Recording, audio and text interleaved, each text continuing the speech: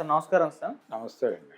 Sir Allu mega వివాదాలు మరోసారి తెరపైకి చర్చనీయాంశంగా మారిపోయాయి సార్. అంటే దీనికి కారణం కూడా లేకపోలేదు.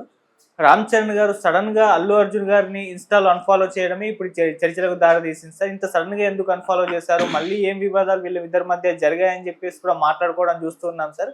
మరి దీనికి గల కారణం ఏంటి? మీరేం చెప్తారు సార్ దీనికి సంబంధించి? అంటే అన్‌ఫాలో చేయటము అనేది అభిమానుల దృష్టిని తప్పించుకోలేదు. అవును. అంటే రెగ్యులర్‌గా ఎవరు అన్‌ఫాలో అవుతున్నారు, ఎవరు ఫాలో అవుతున్నారు, ఇవి వార్తలుగా మారిపోయినటువంటి సందర్భంలో మనం ఉన్నాం.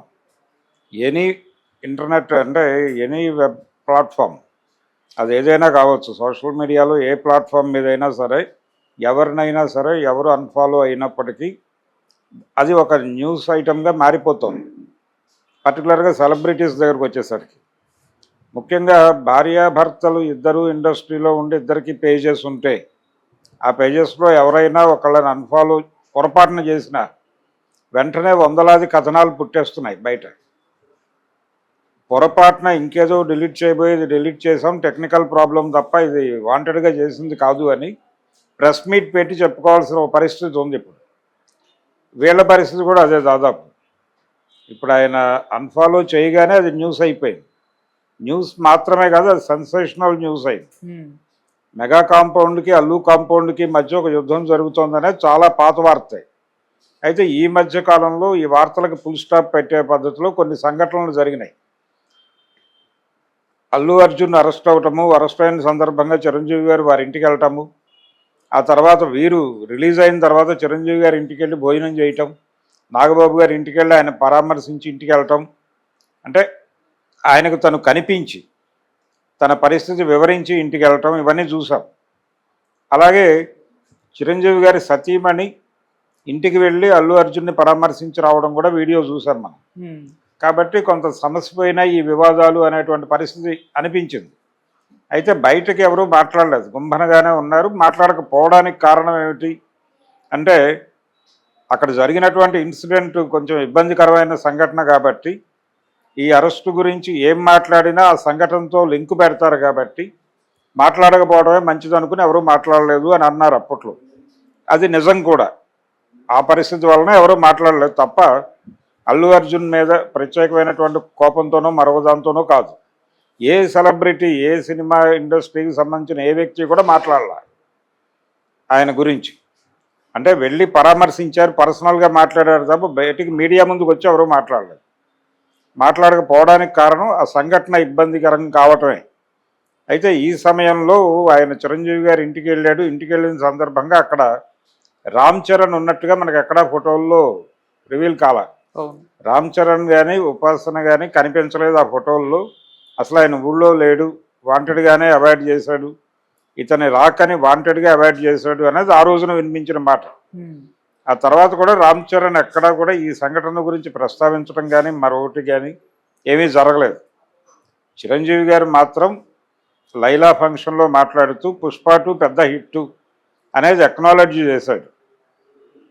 ఆ అక్నాలెడ్జ్మెంటే తప్ప అంటే చిరంజీవి గారి వైపు నుంచి వాంటెడ్గానే చేశాడేమో అది అనిపిస్తుంది. ఎందుకంటే అల్లు అరవింద్ ఆయన తన సినిమా వేడుకలో, తండేలు వేడుకలో భాగంగా దిల్ రాజు గారి గురించి మాట్లాడుతూ ఒక మాట అన్నాడు. అంటే ఒక హిట్టు ఒక ఫ్లాపు దక్కినాయి ఈసారి సంక్రాంతికి ఈయనకి. అది వాంటెడ్గానే గేమ్ చేంజర్ గురించి మాట్లాడాడని ట్రోల్ చేయటం మొదలుపెట్టారు. ఈ గేమ్ చేంజర్ గురించి ఆయన మాట్లాడటంతో పాటు దాని ఎక్స్టెన్షన్లోకి వెళ్ళి చిరుత సినిమా సరైనటువంటి ఆశించిన విజయం సాధించకపోవడంతో మేము మగధీర తీసి ఒక విజయాన్ని ఇచ్చాం అతనికి, రామ్ చరణ్కి అన్న ధోరణిలో ఆయన మాట్లాడింది కూడా కాంట్రవర్సీ అయింది. అంటే గేమ్ చేంజర్ని ఫ్లాప్ అన్నావు, ఓకే, చిరుతను కూడా ఫ్లాప్ అంటావా నువ్వు అని తగులుకున్నారు అందరూ. ఆ సందర్భంగా ఆయన సారీ చెప్పాడు. సారీ చెబుతూ ఒక మాట అన్నాడు, నాకున్న ఏకైక మేనల్లుడు రామ్ చరణ్, అతనికున్న ఏకైక మేనమావని నేను, కాబట్టి మా ఇద్దరి మధ్య మంచి రిలేషన్స్ ఉన్నాయి, దీన్ని డిస్టర్బ్ చేసే ప్రయత్నం చేయకండి అని చెప్పాడు. అద్భుతమైన బాండింగ్ ఉంది, అతను నా కొడుకు లాంటి వాడు అన్నట్టుగా మాట్లాడాడు. ఇది ఈ వెర్షన్. అంటే ఆయన మాట్లాడింది చూసినా కానీ ఇదేదో సమస్యపోయింది అన్నట్టుగా అనిపించింది. కానీ ఆయన ఎక్కడా కూడా తన ప్రకటనని విస్తరించలేదు. విస్తరించటం అంటే మీడియా ప్రతినిధులు అడిగారు, ఏమండి మీరు మర్నాడు చిరుత గురించి కూడా మాట్లాడారు కదా, దాని గురించి కూడా క్లారిటీ ఇవ్వండి. ఎందుకులేండి నేను చెప్పేశాను కదా అని దాటేసుకుంటూ వెళ్ళిపోయాడు ఆయన. అంటే మనస్ఫూర్తిగాను అలాగే తను చెప్పాలని మనసులో బాధ కలిగి చెప్పినట్టుగా కూడా అది అనిపించలేదు. ఆ ప్రకటన ఏదో మొక్కుబడి ప్రకటనలాగా అనిపించింది. ఇంకొంచెం అగ్రెసివ్గా అసలు మేము కాదు, మేమందరం ఒక ఫ్యామిలీ, మీరెవరు మా మధ్య గ్యాప్లు ఉన్నాయని మాట్లాడటానికి. చిరంజీవి గారి అభిమానుల్ని ఆర్గనైజ్ చేసింది నేనే, చిరంజీవి గారి అభిమానులకు అండాదండా నేనే, మెగా ఫ్యాన్స్ అంటే నేను మెగా ఫ్యాన్నే. ఈ టైప్లో అగ్రెసివ్గా మాట్లాడి ఉంటే మీ విషయం సమసిపోయేది. కానీ అలా మాట్లాడటానికి ప్రిపేర్ కాలేదు వీడు. అలా మాట్లాడే ప్రయత్నం అరవింద్ గారు చేయలే, చాలా ప్యాసివ్గా మాట్లాడుకుంటూ వెళ్ళిపోయాడు ఆయన. దీనివలన ఇదేదో మసిపూసి మారేడికాయ చేయడానికి ప్రయత్నం చేస్తున్నాడు. కానీ ఈయన మనసు లోపల నుంచి వచ్చినటువంటి అభిప్రాయంలా కనిపించడం లేదు అనే వ్యాఖ్యలు వినిపించినాయి. దీనికి కౌంటర్గా చిరంజీవి గారు, అరవింద్ గారు మీరు అలా మాట్లాడారు కానీ మా అబ్బాయి సినిమా గురించి, నేను మీ అబ్బాయి సినిమా గురించి చాలా పాజిటివ్గా మాట్లాడతాను చూడండి అని మాట్లాడినట్టుగా అనిపించింది. ఏది పుష్ప 2 సూపర్ హిట్ అని ఆయన చెప్పడం. ఇది ఒక కంపారిజన్, అభిమానుల మధ్య ఘర్షణాత్మక వైఖరి ఉంది అనటానికి. అలా వీళ్ళు ఏదైనా మాట్లాడితే వాళ్ళు ట్రోల్ చేయటం, వాళ్ళు ఏదైనా అంటే వీళ్ళు ట్రోల్ చేయటం జరుగుతూ వస్తుంది. ఇది ఒక ట్రెడిషన్గా మారిపోయింది. ఈ మారిపోయినటువంటి సందర్భంలో ఇప్పుడు ఇతన్ని అన్ఫాలో చేయటం, ఇది వాంటెడ్గా పుష్ప 2 తర్వాత, పుష్ప 2 హిట్ అవ్వటము, ఈయన గేమ్ చేంజర్ డిజాస్టర్ అవడంతో పాటు సుకుమార్ మీద రామ్ చరణ్తో సినిమా అనౌన్స్ చేశాడు అతను. సుకుమార్ ఈ అనౌన్స్మెంట్ వచ్చిన టైంలో అతను బుచ్చిబాబు సినిమా కమిట్ అయి ఉన్నాడు. సో అది అయిన తర్వాత ఈ సినిమా మొదలవుతుంది. ఈ లోపల ప్రీ రిలీజ్ అంటే ఒక రకంగా ప్రీ ప్రొడక్షన్ వ్యవహారాలు ఏవో చూసుకోవడానికి ఆయన టైం తీసుకుంటాడని అనుకున్నారు అందరూ. కానీ ఇప్పుడు వినిపిస్తున్న మాట ఏంటంటే ఈ ప్రీ ప్రొడక్షన్ పనులు ఇవన్నీ పక్కన పెట్టేసి అర్జెంటుగా పుష్ప 3 పట్టాలకు ఎక్కించండి అనే అరవింద్ వైపు నుంచి, అల్లు అర్జున్ వైపు నుంచి ఒక ప్రెజర్ వస్తుంది సుకుమార్కి అనే మాట వినిపిస్తోంది. ఇందులో వాస్తవం ఎంత ఉంది అనేది పక్కన పెట్టేస్తే ఇది స్పెక్యులేషన్ అవుతోంది, ఇది ప్రచారంలో ఉన్న వార్తే. కాబట్టి వాంటెడ్గా ఇతనికి సుకుమార్తో సినిమా చేసే అవకాశం మిస్ చేయడం కోసం, లేకపోతే డిలే చేయడం కోసం, డ్రాగ్ చేయడం కోసం వాంటెడ్గా ఈ పుష్ప 3 ప్రాజెక్టును పట్టుకొచ్చి పెడుతున్నారు అని వాళ్ళ అభిమానులు అభిప్రాయపడుతున్నట్టుగా మధ్యలో కొన్ని ఇటు అటు కూడా కామెంట్స్ వేసుకుంటున్నారు. వాళ్ళు ఒకళ్ళ మీద ఒకళ్ళు కౌంటర్లు వేసుకుంటున్నారు. మీరెంత అన్న లెవెల్లో మెగా అభిమానులు, అలాగే అల్లు అభిమానులు, అల్లు ఆర్మీ, వీళ్ళిద్దరూ కూడా సోషల్ మీడియా వేదికగా తలపడుతున్నారు. ఇది ఒక పరిస్థితి.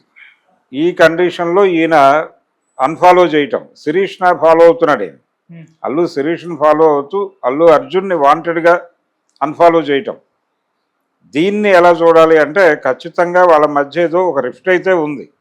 ఎందుకంటే ఈయన అరెస్ట్ అయినప్పుడు ఆయన ఏం మాట్లాడలేదు, ఆ తొక్కిసలాడు గురించి ఆయన ఏం మాట్లాడలేదు. వీరు వారి ఇంటికి వెళ్ళినప్పుడు కూడా వారు కలిసినట్టుగా ఎక్కడ, అంటే ఈయన సతీ సమేతంగా వెళ్ళాడు అక్కడికి. సతీ సమేతంగా వెళ్ళినప్పుడు వాళ్ళు కూడా సకుటుంబ సపరివార సమేతంగా ఆహ్వానించాలని అనుకున్నారు, కానీ ఎక్కడ వాతావరణం కనిపించాల. ఇతను వెళ్ళి తన గురించి ఏదో కాసేపు చిరంజీవి గారితోనూ వాళ్ళ మేనత్తతోనూ మాట్లాడుకొని భోజనం చేసి వచ్చేసినట్టుగా కనిపించింది తప్ప వాళ్ళ పిల్లలతో ఇన్వాల్వ్ అయి మాట్లాడుకున్నట్టుగా ఎక్కడ ఫోటోలు లేవు. కాబట్టి అరవింద్ గారి సంస్కృతి లేకపోతే ఆయన సాంప్రదాయం అది అని చెప్పడం కోసం వాంటెడ్గా చిరంజీవి గారు పుష్ప 2 పెద్ద హిట్టు అని చెప్పాడా అనేటువంటి ఒక సందేహం ఉంది చాలామంది. అంటే నువ్వు మా సినిమాల గురించి బ్యాడ్గా మాట్లాడినప్పటికీ నేను మీ సినిమాల గురించి పాజిటివ్గా మాట్లాడుతున్నాను చూడు అని అరవింద్ గారికి హింట్ ఇవ్వడం కోసమే ఈయన వాంటెడ్గా పుష్ప 2 ప్రస్తావించాడా ఆ సభలో అనేది ఒక డౌట్ చాలామందికి. ఇలా ఒక యుద్ధ వాతావరణం వాళ్ళ మధ్య ఉంది కొంత అనేది రకరకాలుగా వాళ్ళు ఎక్స్ప్లెయిన్ చేశారు గతంలో. అరవింద్ గారు మాట్లాడుతూ అందరూ ఒకే వృత్తిలో ఉన్నారు కాబట్టి స్పర్ధ అనివార్యం, పోటీ అనివార్యం అని చెప్పాడు ఆయన. సో ఈరోజు జరిగినటువంటి ఇన్సిడెంటు కూడా ఈ పోటీలో భాగంగాను స్పర్ధలో భాగంగానే చూడాలా ఈ అన్ఫాలో చేయటం అనేది ఒక అనుమానం. ఈ అన్ఫాలో చేయటం ఇక్కడ ఇది విజువల్గా కనిపిస్తోంది కాబట్టి ఈ విజిబుల్గా కనిపిస్తున్నటువంటి ఫ్యాక్ట్ని ఎవరైనా ఎలా డినై చేస్తారు? డినే చేయడానికి కుదరని పరిస్థితి ఉంది కాబట్టి ఇప్పుడు వీళ్ళందరూ వచ్చి క్లారిఫికేషన్ ఇవ్వాల్సిన అటువంటి అవసరం అయితే ఉంది. ఎందుకంటే అభిమానుల మధ్య ఏదైనా ఒక ఘర్షణని క్రియేట్ చేస్తే ఎవరు బాధ్యులు, అందులో ఎవరికైనా నష్టం జరిగితే ఎవరు బాధ్యులు అనేది ప్రశ్న వస్తుంది. అందుకని రెండు అభిమాన సంఘాలు, అతిపెద్ద నటుల అభిమాన సంఘాల మధ్య ఘర్షణాత్మక వైఖరి సమాజంలో ఏదో ఒక ఇబ్బందిని కలిగిస్తుంది. అందుకని ఇది కరెక్ట్ కాదు. దీని ధోరణి నుంచి బయటకు తీసుకురావడానికి ఏం చేయాలి ప్రపంచాన్ని, లేదు కనీసం న్యూట్రల్ చేయడానికి ఏం చేయాలనేది ఆలోచించాలి అరవింద్ గారు.